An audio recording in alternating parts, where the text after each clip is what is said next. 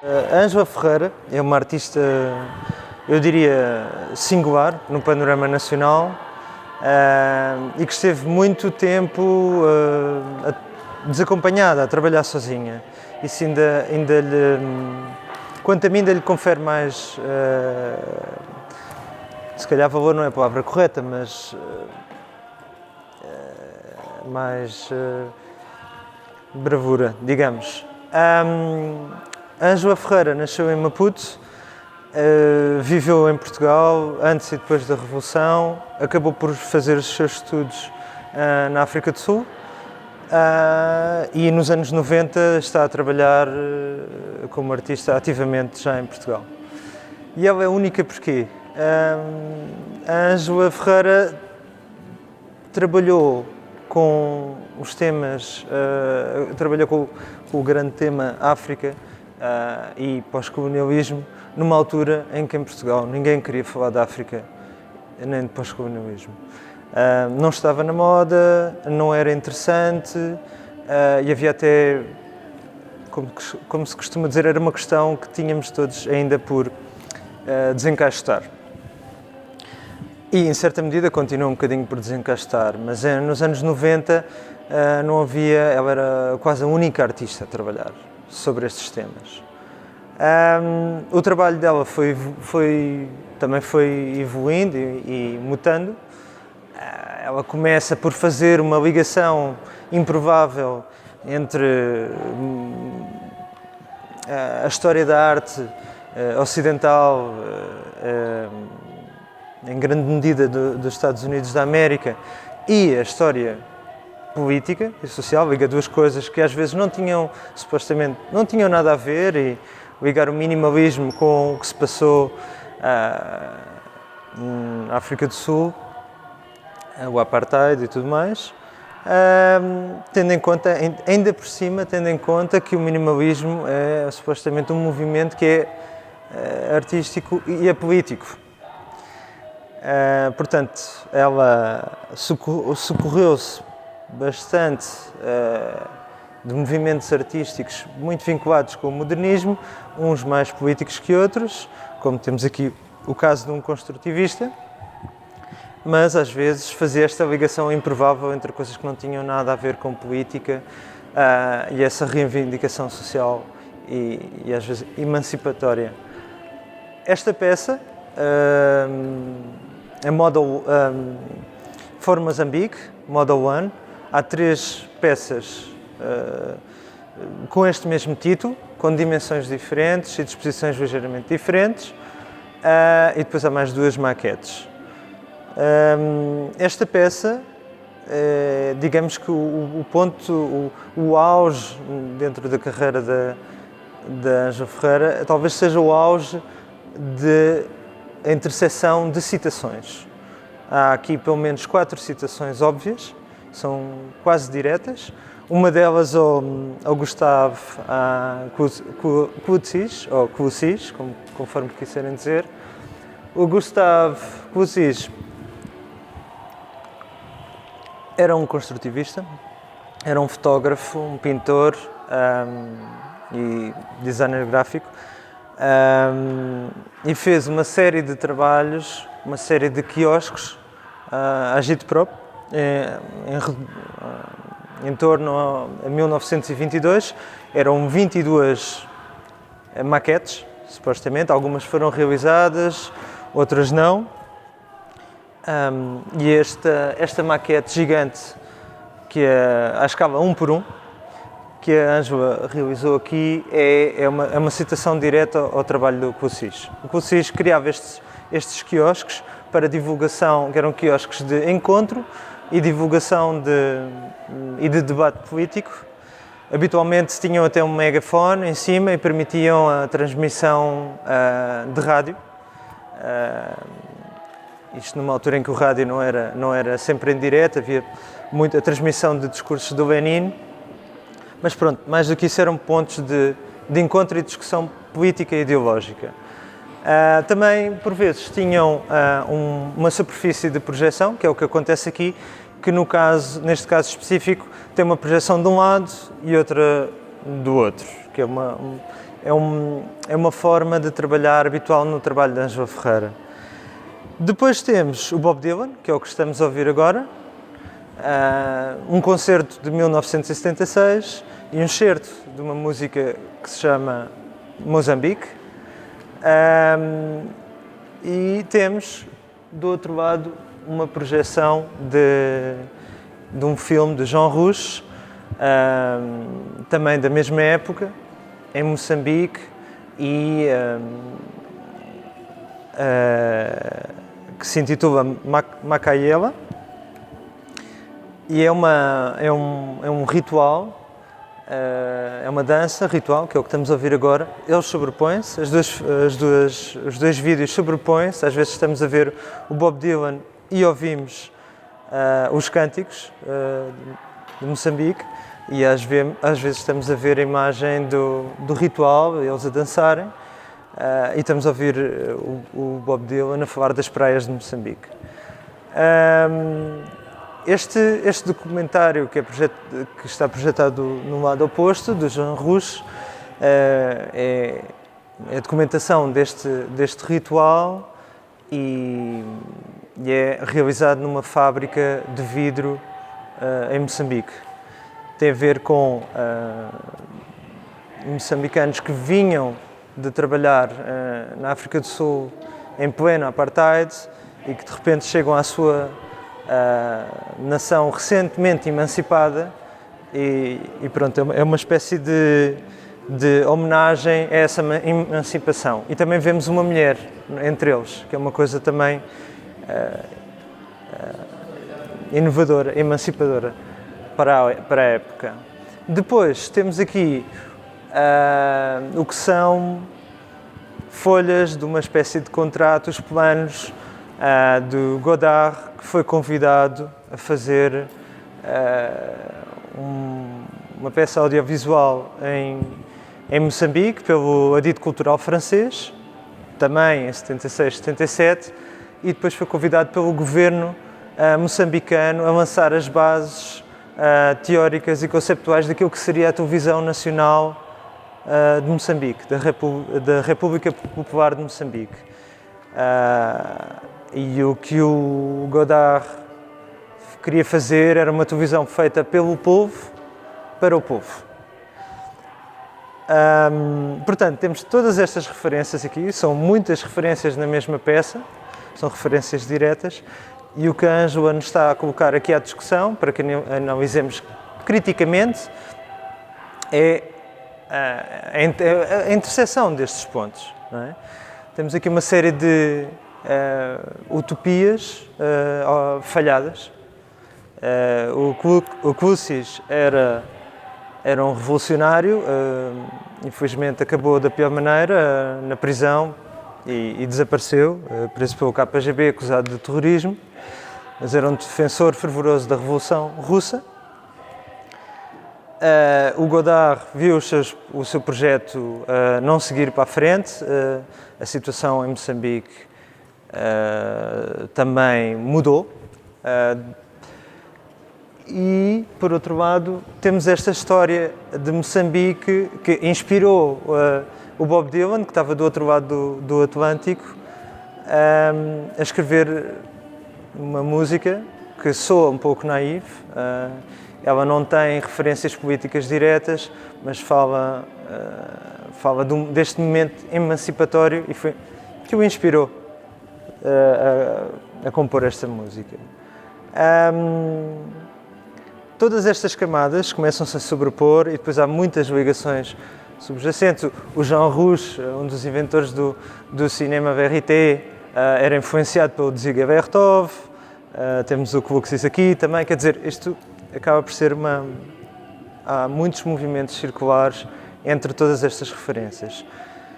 Mas uma das coisas que é interessante que esta obra coloca a Revolução Russa no mesmo patamar da emancipação de Moçambique, com todos os seus defeitos e virtudes, todos os sonhos que ficaram por realizar também.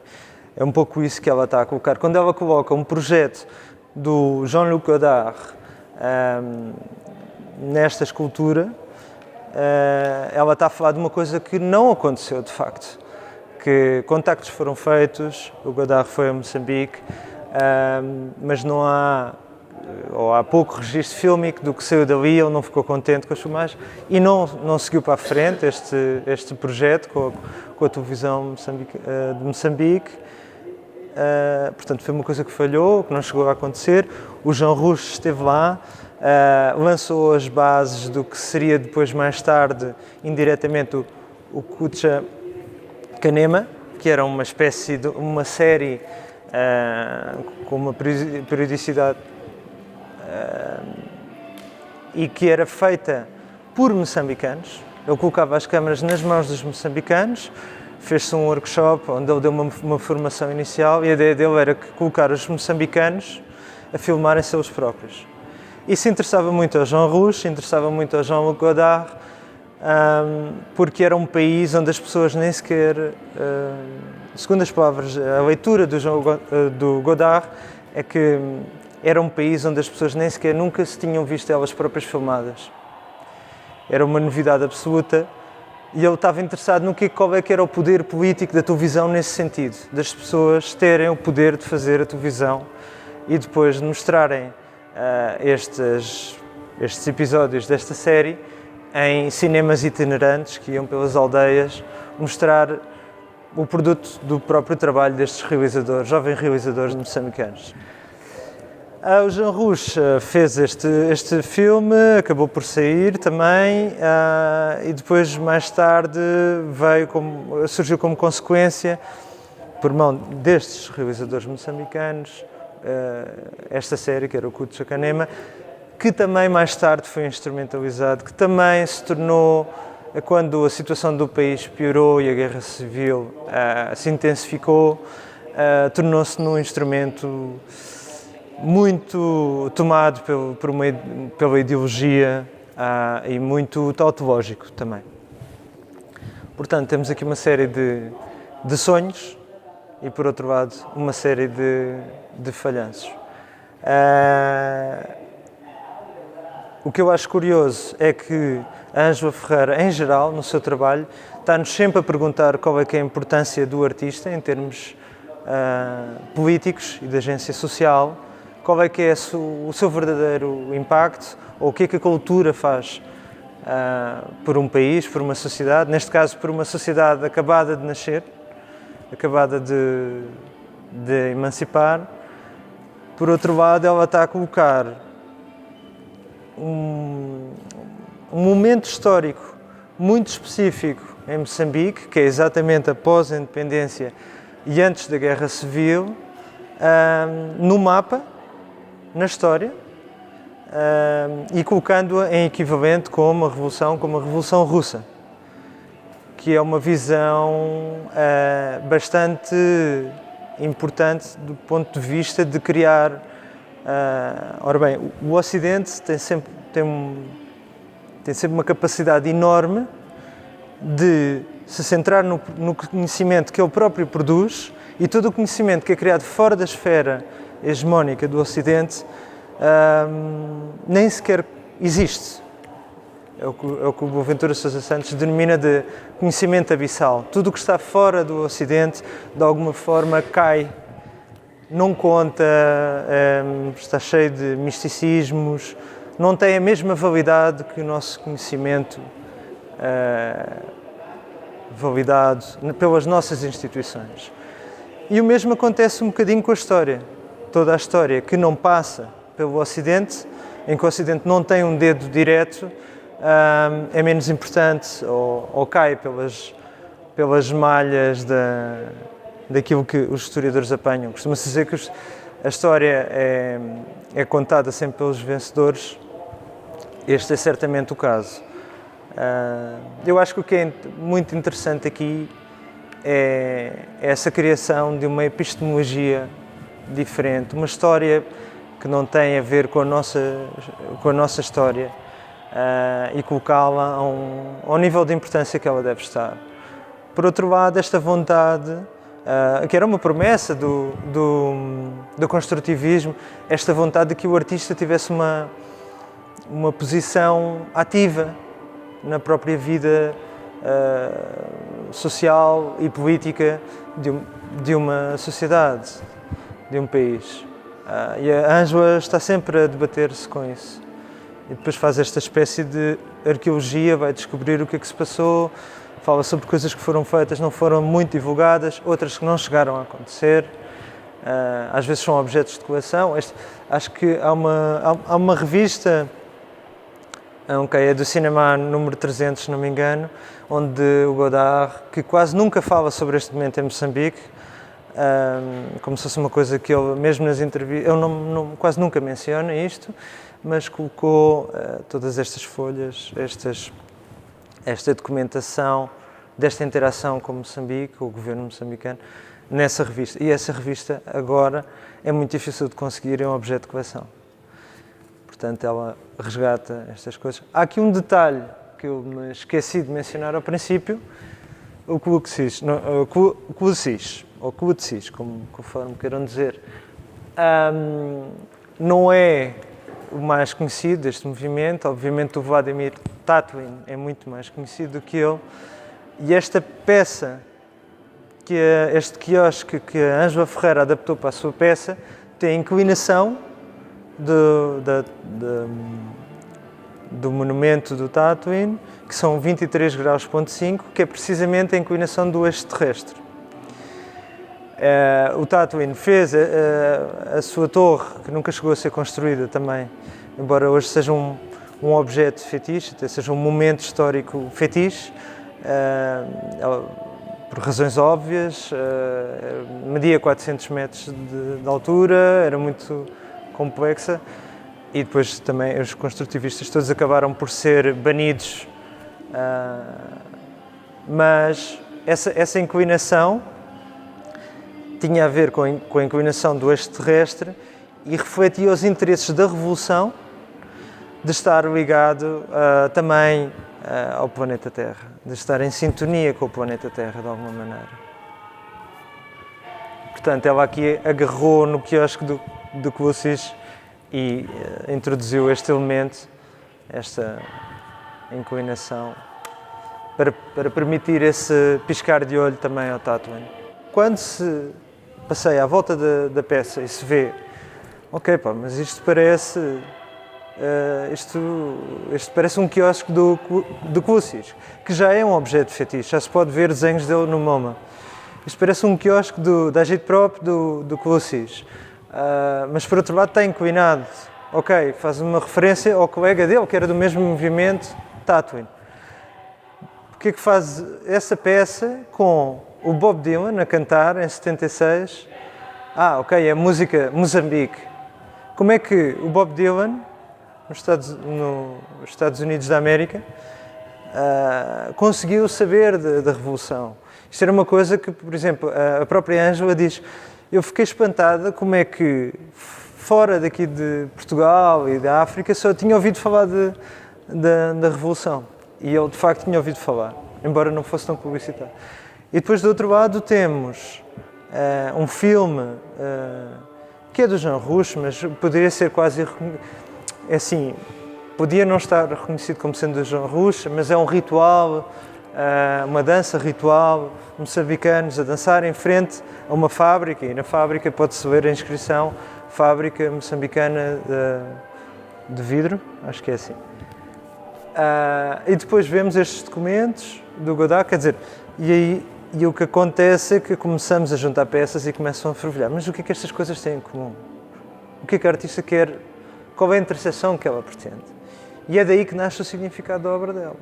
É da interseção de coisas que à partida não têm nada a ver. Algumas têm uma ligação a Moçambique, mas o que vocês não tem uma ligação direta a Moçambique. O que ela está a fazer é uma equivalência com outra revolução, com os sonhos de outra revolução. Porque ela está-se a referir a um período muito específico da história. Ela não se está a referir a Moçambique de hoje, ela não se está a referir a Moçambique durante o período colonial. Ela está-se a referir ao curto intervalo em que Moçambique foi um sonho. A República Popular de Moçambique, não é? Depois passou a chamar-se a República de Moçambique. E durante esse período, ela fala sobre o papel da cultura nesse momento. Qual é que era o papel da cultura na criação, na cabeça das pessoas, de um Estado autónomo, emancipado, em África, contra ventos e marés. E é um bocadinho o que ela fala disso, das possibilidades e dos fracassos, e faz a ligação entre essas coisas. Portanto, tem várias funções esta obra. Esta obra pode-se falar de funções. Uma delas é chamar a atenção para períodos da história que não são considerados tão importantes, se calhar, pela historiografia normal. Por outro lado, este debater, ela não está a dizer que a obra de arte é importante ou não. Ela está-nos a pôr a nós, como espectadores, a pensar qual é que é a importância social e política da arte. Tem alguma importância? Num momento de revolução, os artistas são chamados, foram manipulados, não foram? Até que ponto as ideias deles eram válidas, eram desajustadas? Eu acho que uma obra de arte que eu considero interessante faz isso, que é uma obra que nos faz várias perguntas. Se calhar responde a poucas coisas, mas faz várias perguntas sobre esse momento do passado que nós, ainda para mais, como portugueses, ou aqui em Portugal, não é preciso sermos portugueses, que ainda nos faz falta refletir. É uma coisa que ainda estamos a digerir. Portanto, esta peça é de 2008, ela tem peças do início dos anos 90, na altura ela era um bicho raro dentro da produção artística em Portugal, que estavam todos virados para o norte da Europa, todos com um trabalho muito com preocupações muito europeias, mesmo o trabalho que era político, e havia vários artistas a trabalhar em Portugal de forma política, era um trabalho muito conotado com a esquerda, a extrema-esquerda, contra a Europa, este tipo de coisas, e ela estava a falar de uma coisa que ninguém na altura falava, que é África, que era uma coisa que nós metemos completamente debaixo do tapete durante uns anos. E mesmo assim agora fala-se em construir um museu dos descobrimentos, quer dizer, isso é uma visão mais saudosista que isso não pode haver, mais problemática não pode haver. Isso mostra, e são políticos que estão a falar disso. Se os políticos estão a falar assim, isso mostra que esta questão está plenamente aberta à discussão ainda e há muita coisa para falar ainda sobre isto, não é?